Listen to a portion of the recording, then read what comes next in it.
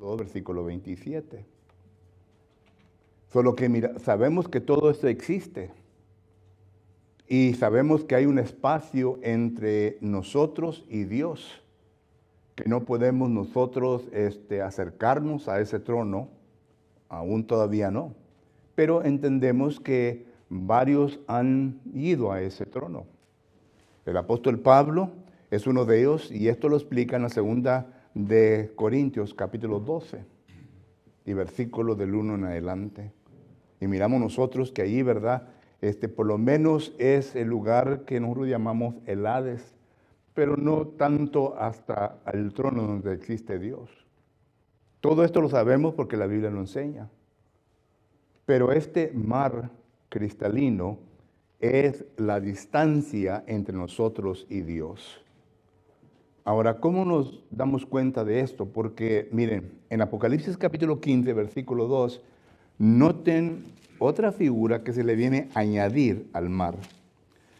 Apocalipsis capítulo 15, versículo 2 dice, y vi también como un mar de vidrio mezclado con fuego, y los que habían alcanzado la victoria sobre la bestia y su imagen y su marca y el número de su nombre en pie sobre el mar de vidrio con las arpas de Dios. Noten cómo ya se le da otro sentido. Ya miramos el mar cristalino, pero ahora está mezclado con fuego. ¿Qué significa el fuego en la Biblia? El fuego en la Biblia significa prueba, significa sufrimiento, significa tribulación. Ahora, ¿quién es el que iba a sufrir? ¿Quién es el que iba a pasar por tribulaciones? Según la Biblia, pues entonces vamos nosotros a la segunda carta de Timoteo y miramos nosotros ahí en la segunda carta de Timoteo, en donde dice que el que desee vivir piadosamente, ¿qué? Habrá sufrir persecución. Ahora, ¿a quién se está refiriendo? Al cristiano. Note lo que dice ahora Mateo capítulo 10 y versículo 22. Mateo capítulo 10 y versículo 22 no se está refiriendo a la gente que vive en el mundo, a la gente del mundo. Se está refiriendo al cristiano, aquel que camina por el camino angosto. Mateo capítulo 7. Mateo capítulo 10, versículo 22 dice la palabra de Dios. Dice, y seréis aborrecidos de todos por causa de mi nombre, mas el que perversiere o el que va a permanecer hasta el fin, este será salvo. Aquí nos da a entender Jesucristo. Yo sufrí, ustedes me están siguiendo a mí, ustedes también van a sufrir. Pero si vienes a perseverar hasta el fin, entonces serás salvo. Menciono todos estos versículos. Otro de ellos también es primera de Timoteo capítulo 6 y versículo 12, donde dice pelear la buena batalla. Solo que hay cantidad de versículos en referencia al cristiano, que el cristiano va a padecer por persecución, por sufrimiento, por la causa de Cristo. Entonces nosotros somos los quienes vamos a ser pasados por el fuego. Dios quiere ver, a ver qué tanto le amamos, qué tanto deseamos hacer su voluntad. A Dios no le interesa lo que salga de aquí, sino que a Dios le interesa lo que salga de acá. La dedicación que uno tenga, que se venga a comprometer, no importa lo que venga a suceder. Y luego dice ahí, ¿verdad? En Apocalipsis capítulo 15, versículo 2, que después de que pasen de todo eso, ¿serán qué? Victoriosos. La victoria viene después de todo esto. Y regresamos a los 24 ancianos, ¿verdad? Que representan los fieles del Antiguo Testamento y los fieles del Nuevo Testamento. Ya estuvimos viendo de que esta figura se usa en Apocalipsis capítulo 21. Y miramos nosotros entonces que se refiere a las 12 de los patriarcas, ¿verdad? Y a los 12 apóstoles. Solo que toda esta figura la venimos a poner en sí y se refiere la distancia que existe entre nosotros y Dios. El mar cristalino se refiere a la distancia, la trascendencia de Dios y sus seguidores. Y es lo que miramos nosotros en Apocalipsis capítulo 4 y versículo 6. Ahora bien, miramos la segunda parte de ese versículo, dice, junto al trono y alrededor del trono, cuatro seres vivientes. Ahora, hay versiones que usan la palabra bestias, pero no hay que confundir aquí con la bestia de Apocalipsis capítulo 13. Hay dos palabras distintas griegas que usted y yo leemos, si acaso estuviéramos leyendo la versión griega, hay dos palabras que se usan para distinguir las bestias. Aquí se usa la palabra, pero también está la palabra, esto se refiere a una bestia salvaje. Y esta es la que se usa en Apocalipsis capítulo 13. Una bestia que no está bajo control, sino salvaje. Esto se refiere más bien a vida, y por eso se le nombran seres vivientes. Seres vivientes. Hay una diferencia. ¿Ok? No, para que entiendan y conozcan este concepto. Entonces dice aquí, capítulo 4, versículo 6, y alrededor del trono 4 seres vivientes llenos de ojos dentro y detrás. Ahora la pregunta lógica, ¿verdad? Es, ¿quiénes serán estos seres vivientes? ¿Y por qué es que se presentan allí en el trono? Bueno, hay varias cosas que nosotros tenemos que entender. Cuando hablamos de Dios y hablamos del trono de Dios, existen diferentes órdenes de ángeles.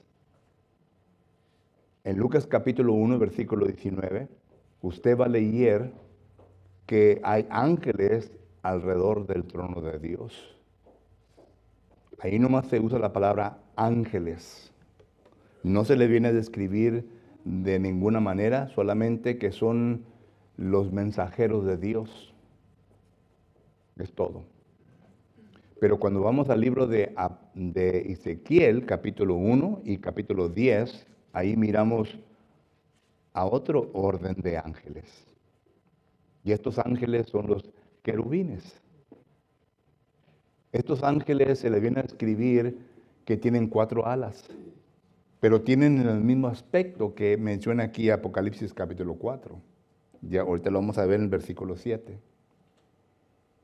Son los querubines. Y los querubines, el propósito de ellos es de solamente adorar a Dios, de glorificar. Pero también hay otro orden de ángeles a los cuales se le llaman serafines. Los querubines se mencionan en varios libros del Antiguo Testamento y el Nuevo Testamento. Los serafines solamente se mencionan una sola vez. ¿Sabían ustedes eso? En el libro de Isaías capítulo 6. Y los serafines son ángeles que vienen a demostrar, que son los que vienen a ejecutar, son los que tienen autoridad. Si uno pone los ángeles en orden, ¿verdad? Están los serafines. Los serafines son los que tienen la mayor autoridad. En otras palabras, son los que salen a pelear.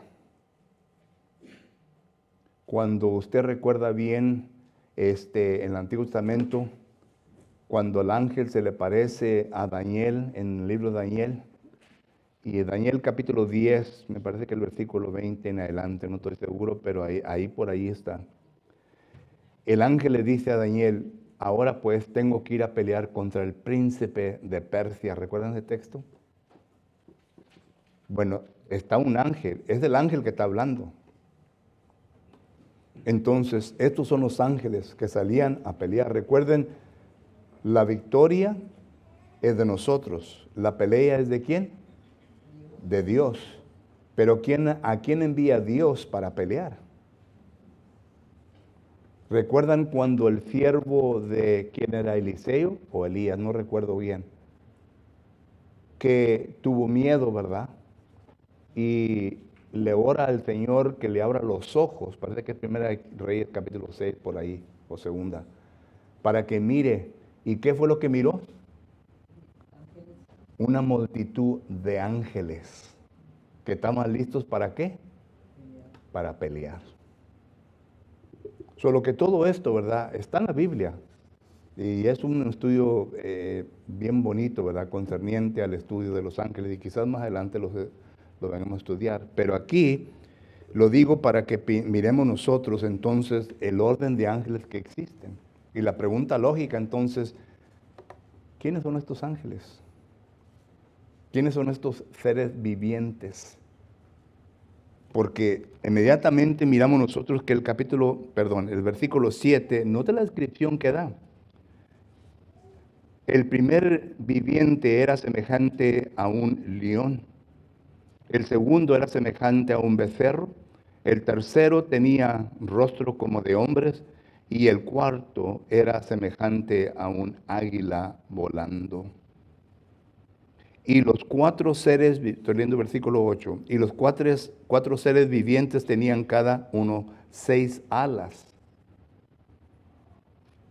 Y alrededor y por dentro estaban llenos de ojos y no cesaban día y noche de decir, Santo, Santo, Santo es el Señor Dios Todopoderoso, el que era, el que es y el que ha de venir. Da la descripción y da el propósito de estos ángeles. Número 1, ¿verdad? La clave aquí, hermanos, son las alas. Aquí dice que tienen 6 alas. Ezequiel capítulo 1 y Ezequiel capítulo 10. ¿Qué tantas alas tenían estos querubines? 4 alas.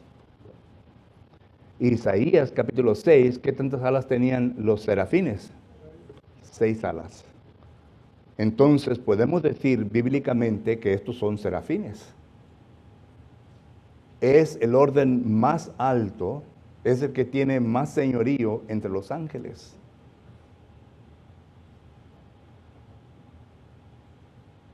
Los serafines, ¿verdad?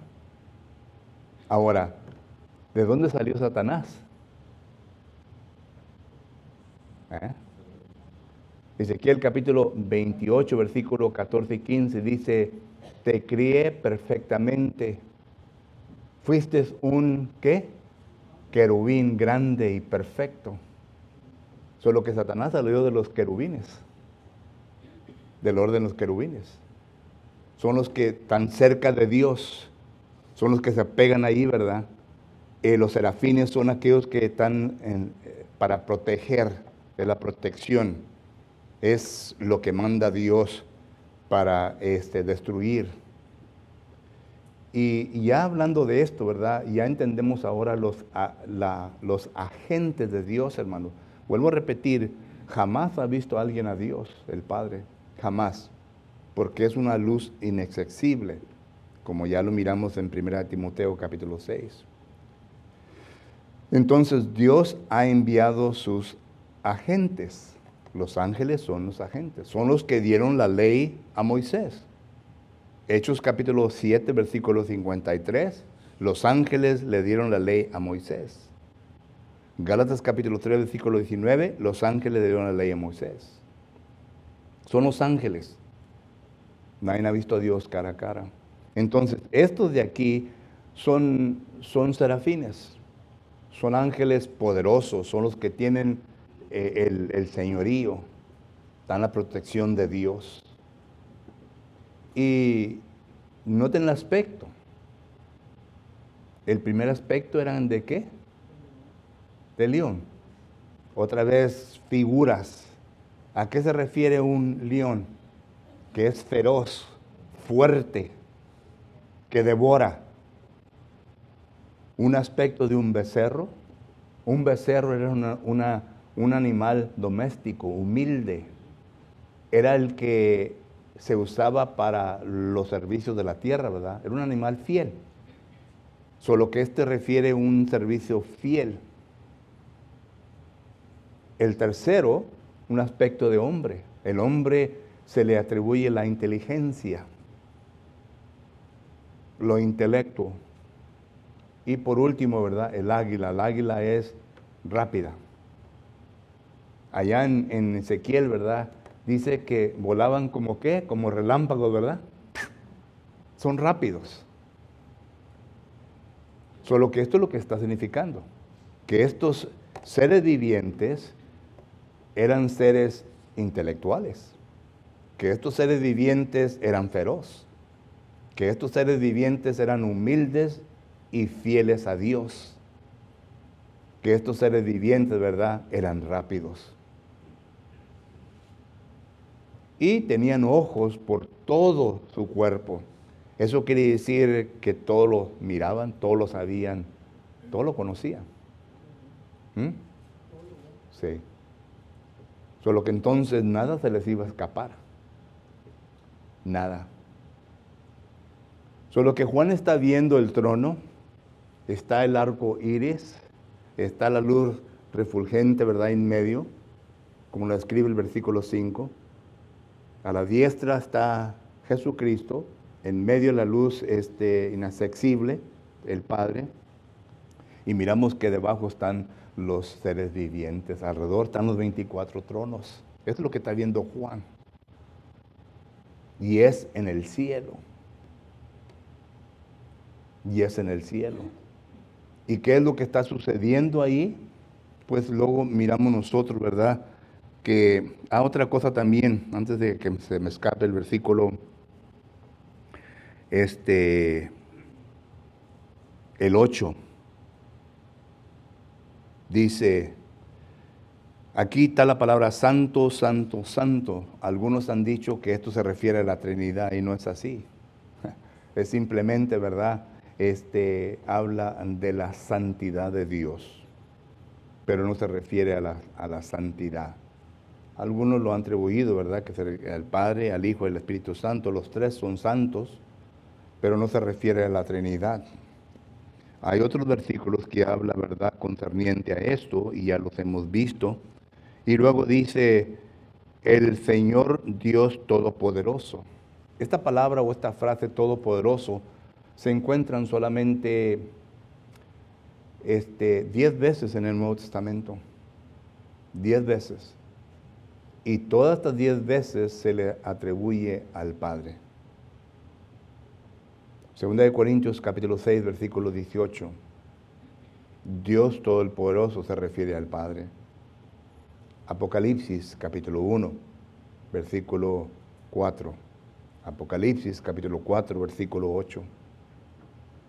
Apocalipsis capítulo 11, versículo 17. Apocalipsis capítulo 15, versículo 2 y 3. Y luego viene el 16, capítulo 16, versículo 7, versículo 14. Capítulo 19, versículo 6, versículo 15. Y el último es capítulo 21, versículo 22. Y todos esos versículos se le atribuye al Dios Todopoderoso. Pero lo interesante es, note lo que dice aquí. Dice, versículo 7, el cual era, bueno, el versículo 8, el Señor Dios Todopoderoso, el que era, el que es y el que ha de venir. Es interesante. ¿Cómo explicaríamos esta frase? El que es, sabemos. El que era, sabemos. Pero el que ha de venir. ¿Me puede usted nombrar un versículo en donde el Padre dijo que Él es el que va a regresar a este mundo? Porque aquí es donde se agarran los testigos de Jehová, hermanos. ¿Me puede enseñar un versículo en donde dice que el Padre habrá de regresar? ¿Cómo explicaríamos nosotros esto? El que ha de venir. Bueno, va a venir en su trono, ¿verdad? Va a venir el Padre. Pero cuando ya regresen, ¿qué es lo que va a ocurrir cuando ya regrese? Estamos hablando de dos diferentes cosas.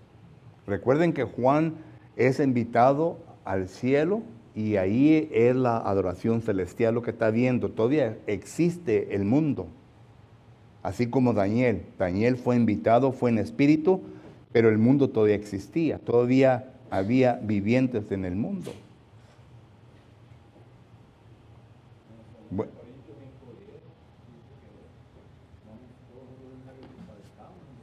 Pues sí.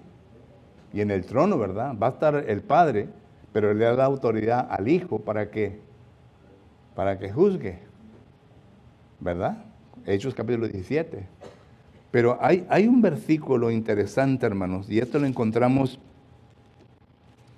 en la primera carta de los Corintios, capítulo 15. Y a lo menos yo me estuve rascando la cabeza, ¿verdad? Y la única solución, quizás usted tenga otra, ¿verdad?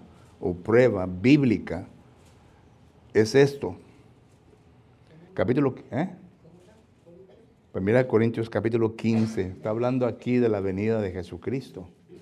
Es lo que estamos hablando, la venida de Jesucristo, ¿verdad?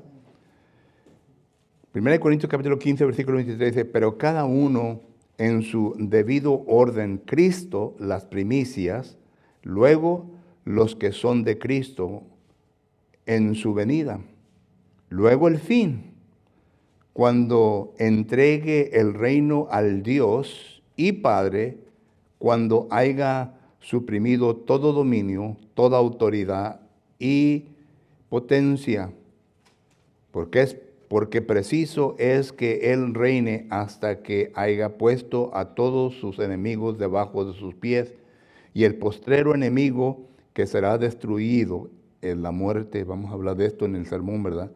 Porque todas las cosas las sujetó debajo de sus pies, versículo 27. Y cuando dice que todas las cosas han sido sujetadas a Él, claramente se exceptúa aquel que sujetó a Él todas las cosas. Pero luego dice, pero luego que todas las cosas le estén sujetas, entonces también el Hijo mismo se sujetará al que lo sujetó, a Él todas las cosas, o le sujetó todas las cosas, para que Dios sea todo en todo. ¿Entendemos el versículo? En otras palabras, va a venir el Padre, ¿verdad? Va a venir el Hijo va a hacer su función, pero ya cuando ocurra todo esto, ¿qué va a hacer? Recuerde que estamos hablando, el concepto de un Dios, hermanos, es un poquito difícil de explicar y de entender en ocasiones. Cuando en Deuteronomio capítulo 6 y versículo 4 dice que Dios es uno, ¿verdad? Es interesante el estudio de la palabra hebrea ahí, porque ahí está hablando de 1 más 1 más 1 equivale ¿qué? 1. Y en las matemáticas, ¿verdad? En los multiplications, 1 times 1 times 1 equals what? 1. Eso es lo que está hablando. Esa es la definición de la palabra, pero está hablando de 3, que equivale a 1. Entonces miramos aquí que ya va a llegar el fin, y ¿qué es lo que se va a ver ahora? El 1. ¿Entendemos? El 1. Aunque son 3, 1 Juan capítulo 5, versículo 7, pero se va a ver ya 1. Ya no va a haber necesidad para que Cristo sea el intercedor. ¿Entendemos? No es como el concepto que explican los testigos de Jehová, que aquí se van a quedar el mundo intacto y que va a haber la tribu de aquí, la tribu de allá, ¿verdad? Y que los 144,000 van a estar en el cielo. Nada de esto lo enseña la Biblia. La Biblia enseña que el mundo va a ser destruido, segunda de Pedro 3, 10. Entonces nada va a existir en el mundo. Entonces Cristo ya no va a tener que sentarse a la diestra del Padre, porque ya no va a interceder. Primera de Juan capítulo 2, versículo 1, hijitos míos, no pequéis, pero si pecáis, abogados tendrás ¿para quién? Con el Padre. ¿Dónde está ese abogado? Primeramente, ¿quién es el abogado? Es Cristo. ¿Dónde está ese abogado? Sentado a la diestra del Padre. Ya no va a existir eso, porque ya no hay gente, ya no va a haber pecado, porque en ese tiempo los que no quisieron acercarse a Dios obedecer su voluntad, obedecer a Dios, segunda a los Tesalonicenses capítulo 1, versículo 8, van a ser enviados ¿dónde? Al lugar que ellos escogieron, no que Dios los va a mandar, sino que ellos escogieron el infierno. Y los que se preocuparon por ser fieles y querer vivir la voluntad de Dios, al cielo. Punto.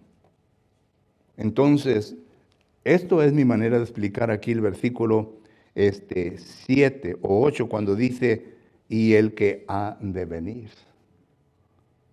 Ya se va a juntar todo. Va a ser el Dios. Y Primera de Corintios capítulo 15, el apóstol Pablo lo explica. Está hablando del orden, qué es lo que va a ocurrir. Y ya termina con eso, ¿verdad? Se habrá de sujetar. Aquel quien le sujetó todas las cosas bajo sus pies es ¿quién? El Padre. ¿A quién? Al Hijo. Hebreos capítulo 1 lo habla. Pero ya después de que suceda todo esto, entonces, Él se va a sujetar ¿a quién? Al Padre. Quiere decir, se van a volver a uno. La misma esencia que tuvieron en la eternidad. Recuerden que Jesucristo ora también. En Juan capítulo que es 8, 7, que quiere, hazme tener la misma esencia que tuve contigo antes de que el mundo fuese. Solo que todo eso, ¿verdad? Llega a este punto. Ahora, lo estaba entendiendo Juan, pero eso es lo que estaba viendo. Y esto es lo que dice la palabra del Señor. Y luego ya del 9 al 11, ¿verdad? Dice, y siempre que aquellos seres vivientes dan gloria y honra y acción de gracia al que está sentado en el trono, al que vive por los siglos de los siglos. Y los 24 ancianos se postraban delante del que estaba sentado en el trono y adoran al que vive por los siglos de los siglos. Y echan sus coronas delante del trono, diciendo, Señor, digno eres de recibir la gloria, la honra y el poder, porque tú creaste todas las cosas y por tu voluntad existen y fueron creadas. Ahora, aquí está hablando del Padre y también de Jesucristo. ¿Quién subsiste ahorita todas las cosas? Hebreos capítulo 1. Cristo. ¿Quién es el que da vida a todos? Juan capítulo 1, versículo 4. Cristo. ¿Ok? Solo que entonces es lo que Juan está viendo en el capítulo 4. Está viendo el trono, está viendo la adoración. Y luego noten ya el capítulo 5 de quién comienza a hablar. Como que aquí presenta al Padre, ¿verdad? Y luego ya el 5 de quién va a hablar. ¿Quién es digno? ¿Quién es digno?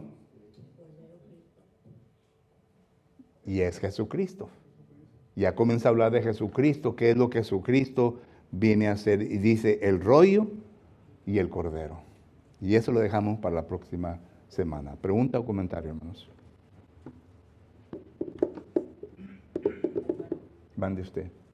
Cuando le dice santo, santo, santo 3 veces, no es como totalmente santo. Una santidad. El número 3, hermana, es la divinidad. Se refiere a divinidad y santidad, es todo.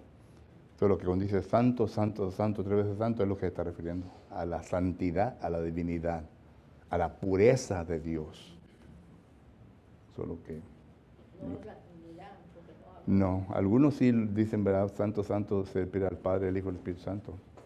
Pero sí hay versículos que hablen, ¿verdad?, de ellos tres, como 2 Corintios capítulo 13, versículo 14, pero ya en otra forma. ¿Ok? ¿Alguien más? Hermano Arnoldo.